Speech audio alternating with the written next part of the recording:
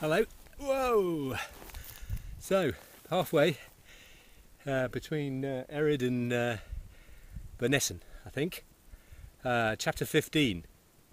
The Lad with the Silver Button. Through the Isle of Mull. Now remember, I haven't got a silver button, but I have got the white shell. And anyone who meets me in Edinburgh in August, the first person to meet me there, can have it. All the way from Erid. Ooh, flies. The Ross of Mull, which I had now got upon, was rugged and trackless like the isle I had just left, being all bog and briar and big stone.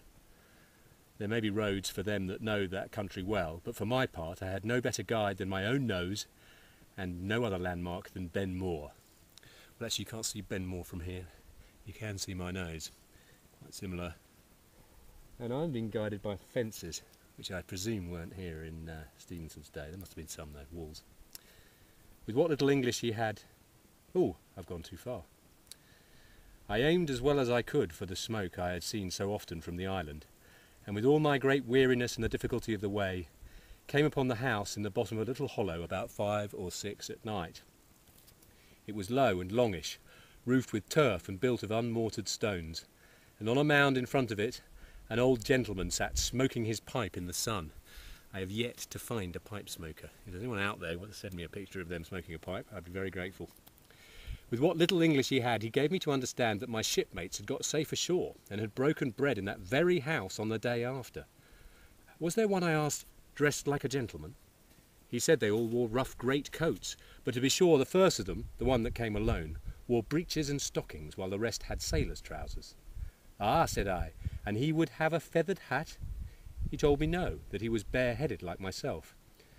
At first I thought Alan might have lost his hat. Disaster.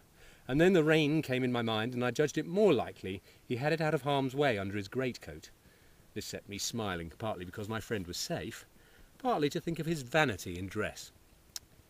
And then the old gentleman clapped his hand to his brow and cried out that I must be the lad with the silver button. Why, yes, said I, in some wonder. Well then, said the old gentleman, I have a word for you that you are to follow your friend to his country, by Torosay. That's the other end of the island. He then asked me how I had fared, and I told him my tale. A South Country man would certainly have laughed. But this old gentleman, I call him so because of his manners, for his clothes were dropping off his back, heard me all through with nothing but gravity and pity. When I had done, he took me by the hand, led me into his hut, it was no better, and presented me before his wife, as if she had been the queen, and I a duke. The good woman set oat bread before me, and a cold grouse, patting my shoulder and smiling to me all the time, for she had no English. And the old gentleman, not to be behind, brewed me a strong punch out of their country spirit. All the while I was eating, and after that, when I was drinking the punch, I could scarce come to believe in my good fortune. And the house, though it was thick with the peat smoke, and as full of holes as a colander, seemed like a palace. Well, that's it for today. Tomorrow, a short passage, but quite a long walk.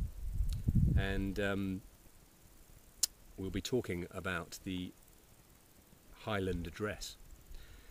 So when you think about this tomorrow, don't forget,